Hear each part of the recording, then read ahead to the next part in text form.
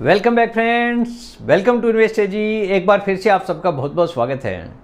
Friend, जिस हिसाब से भारतीय इकोनॉमी ग्रो कर रही है, हर कोई निवेशक जानना चाहता है कि आने वाले समय में बाजार का आउटलुक किस प्रकार रहने वाला है। आज उसी के बारे में पूरा डिटेल में वन बाय वन आपके साथ में शेयर करूंगा ताकि हर किसी निवेशक को इसका फ़ायदा मिल सकेगा। सबसे पहले मेरा इंट्रोडक्शन। मेरा नाम है रविकांत शर्मा और मैं AMFI registered mutual fund distributor हूँ। मेरा एमपी रजिस्ट्रेशन नंबर है ARN 138523। Employee unique ID number दिया है EUIN E234641। तो फ्रेंड्स, आप देख सकते हैं आज का जो मेरा मेन टॉपिक है, मार्केट आउटलुक। आने वाले दिनों में बाजार का भविष्य कैसा दिखने वाला है, कैसा रहने वाला है, एक एक चीज़ मैं आपको बताने वाला हूँ। देखिए, वर्तमान स्थिति क्या कहती है ये भी आपको जानने की ज़रूरत है। अमेरिका भारत व्यापार वार्ता, आप देख रहे हैं एक बार फिर से व्यापार की वार्ता शुरू हो चुकी है। बीच में काफ़ी ज़्यादा खटास आ गई थी हमारे रिश्तों में, लेकिन अभी अमेरिका का डेलीगेशन भारत के अंदर है, जिसके कारण व्यापार की वार्ता वापस शुरू हो चुकी है, जिसका रिवार्ड कल बाज़ार में देखने को मिला है। बाज़ार ने काफ़ी अच्छी तेज़ी इसी कारण दिखाई थी।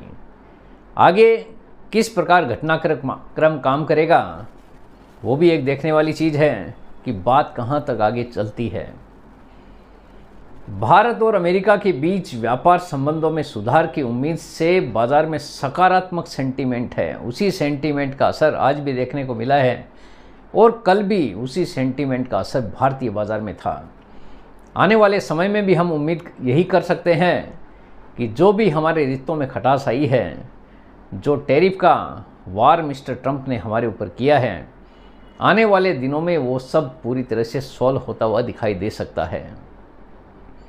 महत्वपूर्ण क्षेत्रों में बढ़त जैसे ऑटो सेक्टर, एनर्जी शेयरों में अच्छी रिकवरी दिख रही है। निवेशक इन सेक्टरों में अवसर देख रहे हैं, क्योंकि जिस हिसाब से GST में कटौती की गई है, आने वाले समय में भी ये सारे के सारे सेक्टर बड़ा दम दिखाने की कोशिश ज़रूर करेंगे। RBI मॉनिटरिंग और नीति प्रवृत्तियाँ। मॉर्गन स्टैनली की एक रिपोर्ट आई थी। उस रिपोर्ट के अनुसार चालू वित्त वर्ष FY26 में भारतीय महंगाई दर 2.4% तक रहने की संभावना है। यानी बड़ी गिरावट एक तरह से आप कह सकते हैं कि महंगाई में आ सकती है, महंगाई घट सकती है, जिसका सीधा सीधा फ़ायदा हमारे देश के कंज्यूमर्स को ही मिलता है। इसके आधार पर RBI अक्टूबर और दिसंबर में 2 बार ब्याज दरों में कटौती कर सकता है।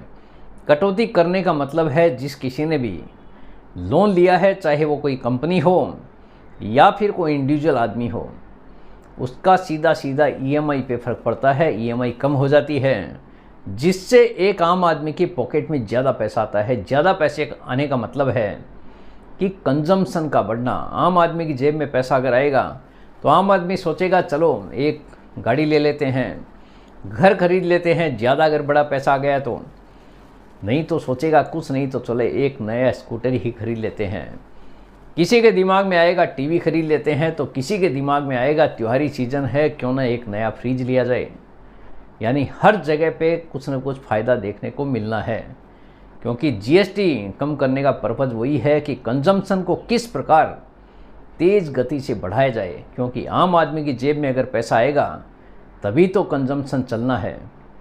इसीलिए भारत सरकार की तरफ से GST में कटौती की गई है, जिसका सीधा सीधा इम्पैक्ट आपको आने वाले दिनों में देखने को मिलने वाला है। क्योंकि त्योहारी सीज़न आने वाले दिनों में आपको देखने को मिलेगा कि त्यौहार में किस प्रकार भारी भरकम खरीदारी हो रही है। विदेशी निवेशकों की स्थिति देखिए क्या है, ये भी आपको समझना है। FIIs फिर से सक्रिय हो रहे हैं, विशेषकर हाई रिस्क वाली जो सेक्टर्स हैं, उन सेक्टर में यदि वैश्विक परिस्थितियां अनुकूल रही तो यह प्रवृत्ति जारी रह सकती है। एफआईआई फिर से सक्रिय होते दिख रहे हैं, विशेषकर ऊंची जोखिम युक्त सेक्टर्स में। जहां पे हाई रिस्क है वैसे सेक्टर्स में काफ़ी ज़्यादा एक्टिव दिख रहे हैं एफआईआईज। यदि वैश्विक परिस्थितियां अनुकूल रहती है, जैसे विश्व की अर्थव्यवस्था में भी कहीं भी कोई उछाल अगर आता है तो उसका सीधा सीधा प्रभाव हमारे देश पर भी पड़ना तय है। अगर कहीं पे कोई लड़ाई झगड़ा नहीं होता है, किसी भी देश का वॉर वगैरह का इम्पैक्ट नहीं आता है, तो आने वाले समय में एफआईआईज काफ़ी ज़्यादा एक्टिव हो सकते हैं। रुपया कमज़ोर है, रुपया यूएस डॉलर के मुकाबले रिकॉर्ड निचले स्तर पर है, जिससे इम्पोर्टेड इनपुट लागत, आयातित वस्तुओं की कीमत और मुद्रास्फीति पर दबाव बन सकता है, क्योंकि रुपए की कीमत लगातार गिरती जा रही है। हम बाहर से अगर कोई भी सामान खरीदते हैं, कुछ भी अगर इंपोर्ट करते हैं, तो हमारे देश को काफ़ी ज़्यादा महंगा पड़ रहा है। ज़्यादातर हम लोग क्रूड ऑयल इंपोर्ट करते हैं, जिसका सीधा सीधा प्रभाव पूरे देश की इकोनॉमी के ऊपर पड़ता है। तो अगर रुपया कमज़ोर इसी प्रकार रहा तो उसका दबाव आने वाले समय में भी आपको बाज़ार में देखने को मिल सकता है। संभावित जोखिम क्या है? यदि अमेरिका ने ब्याज दरों में कटौती देर से होती है या उम्मीद से कम होती है, तो उभरते हुए बाज़ारों जैसे इमर्जिंग मार्केट, हमारा देश भी इमर्जिंग मार्केट्स में आता है, पर दबाव बढ़ सकता है। अगर वहाँ पे ब्याज दर कटौती करने में देरी होती है तो उसका सीधा सीधा प्रभाव हमारे देश के बाज़ार पर भी पड़ सकता है। अगर जल्दी कटौती हो गई तो उसका पॉजिटिव इम्पैक्ट भी हमारे देश पर पड़ सकता है, यानी बाज़ारों में और भी बड़ी उछाल देखने को मिल सकती है। विदेशी पूंजी बहिर्वाह, एफआईआई यदि सौदा वैश्विक आर्थिक अनिश्चितताओं के चलते निवेश वापस ले तो बाज़ार पर दबाव पड़ेगा। अगर एफआईआई यहाँ से अगर पैसा निकालते हैं तो बाज़ार पर दबाव देखने को मिल सकता है, लेकिन अगर एफआईआई खरीदारी करते हैं तो उसका पॉजिटिव इम्पैक्ट भी हमारे बाज़ार पर पड़ना तय है। तो जोखिम तो हर समय रहती है, बाज़ार है, बाज़ार का काम ही ऐसा है, कभी पॉजिटिव तो कभी नेगेटिव।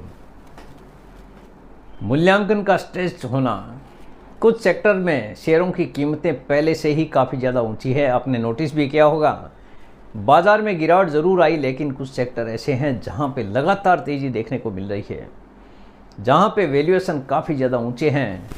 तो ऐसी जगह पर करेक्शन की संभावनाएं हो सकती है, आशंका बनी हुई है। मुद्रास्फीति, सकल घरेलू उत्पाद की वृद्धि की दर, यदि महंगाई या आर्थिक वृद्धि धीमी हुई, हमारे देश की अगर ग्रोथ रेट धीमी हो गई, तो निवेशकों की उम्मीदों को झटका लग सकता है। करंटली हमारे देश की ग्रोथ काफ़ी तेज़ गति से बढ़ रही है, लेकिन अगर इकोनॉमी में किसी भी प्रकार का धीमापन आता है तो उसका सीधा सीधा इम्पैक्ट बाज़ार पर भी पड़ना तय है। तो महंगाई कोई भी हाल में बढ़नी नहीं चाहिए, कोशिश यही हो रही है सरकार की भी, और जीएसटी कम करके भी यही कोशिश की गई है। तकनीकी दृष्टिकोण, निफ्टी के लिए सपोर्ट की संभावित स्तर क्या है? लगभग 25,000 से लेकर 24,900 के आसपास। अगर यह स्तर टूटता है तो गिरावट की गुंजाइश बढ़ सकती है, यानी जो सपोर्टिंग लेवल है 25,000 से लेकर 24,900 के बीच है। अगर यह स्तर टूट जाता है तो गिरावट की आशंका हो सकती है बाज़ार में। रेजिस्टेंस की संभावित स्तर है करीब 25,500 से लेकर 25,700। अगर ये स्तर पार हो जाए तो बाज़ार में और भी बड़ी तेज़ी देखने को मिल सकती है। तो ये तकनीकी दृष्टिकोण है, बाकी तो आने वाला समय ही बताएगा कि बाज़ार का बिहेवियर किस प्रकार रह सकता है। बाई ऑन डिप्स रणनीति इस समय सुरक्षित लगती है। जब बाज़ार में गिरावट हो उस समय निवेश करना चाहिए। यही रणनीति बाज़ार के लिए सही साबित होती हुई दिखाई पड़ सकती है आने वाले दिनों में, यानी कि जब शेयर थोड़ा नीचे आए तो खरीदने के अवसर के रूप में देखें। उसी समय म्यूचुअल फंड निवेशकों को निवेश करने की ज़रूरत है। जब बाज़ार में गिरावट होती है वही एक मौका होता है निवेश करने का, ताकि लंबे समय में बड़ा पैसा बनकर मिल सके। हाई बेटा शेयरों में जैसे ऑटो, ऊर्जा, आदि पर नज़र रखें, क्योंकि ये चल रहे सेंटीमेंट से लाभ उठा सकते हैं। जिस हिसाब से सेंटीमेंट बदला है बाज़ार का, यहाँ पे काफ़ी ज़्यादा पॉजिटिविटी देखी गई है। आने वाले समय में भी यहाँ पे आपको फ़ायदा देखने को मिल सकता है। डाइवर्सिफिकेशन ज़रूरी है, कभी भी एक ही जगह पर पूरा पैसा बिल्कुल भी निवेश नहीं करें। मल्टीपल जगह पे आपको निवेश करने की ज़रूरत है। बड़े कैप यानी large cap, mid cap plus अलग अलग सेक्टर्स में मिलाकर आपको पोर्टफोलियो बनाने की ज़रूरत है, ना कि एक ही जगह पूरा पैसा निवेश कर देना है। क्योंकि एक जगह अगर आपने पैसा लगा दिया और वही स्कीम अगर नहीं चली तो आप काफ़ी ज़्यादा निराश हो सकते हैं। इसलिए कोई भी अगर पोर्टफोलियो बनाए तो डाइवर्सिफिकेशन ज़रूरी है, यानी थोड़ा थोड़ा करके अलग अलग क्षेत्र की जो म्यूचुअल फंड स्कीम्स है वहाँ पे आप पैसा लगाएंगे तो आने वाले समय में आपके लिए फ़ायदेमंद हो सकता है।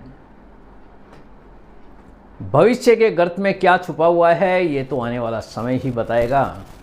हमारा काम है निवेश करना और लंबे समय के लिए छोड़ देना, क्योंकि कल किसने देखा है, कोई नहीं जानता है कि कल क्या होने वाला है। तो जो भी आपको निवेश करना है लंबे समय के लिए निवेश करना है, पैसा लगाकर छोड़ देना है। डेली ट्रैक करने वाली जो आदत है उसको पूरी तरह से छोड़ने की ज़रूरत है, क्योंकि जो बाज़ार इस समय दिख रहा है वो ऐसा ही है कि एक दिन ऊपर दूसरे दिन नीचे, 4 दिन ऊपर फिर 4 दिन नीचे। ऐसे समय में जो भी नए नए निवेशक हैं उनका कॉन्फिडेंस डगमगा सकता है। तो डेली ट्रैक करना आपको बिल्कुल छोड़ने की ज़रूरत है। तो फ्रेंड्स, उम्मीद करता हूँ आपको आज का वीडियो पसंद आ गया होगा। वीडियो अगर पसंद आ गया, वीडियो को लाइक करना, शेयर करना बिल्कुल मत भूलिए। बेल आइकन पे ज़रूर क्लिक करके रखिए, चैनल को ज़रूर सब्सक्राइब कीजिए। जितने ज़्यादा लोगों के साथ में हो सके शेयर कीजिए, ताकि हर किसी को इसका बेनिफिट मिल सके। Thank you very much friends, thanks for watching this video.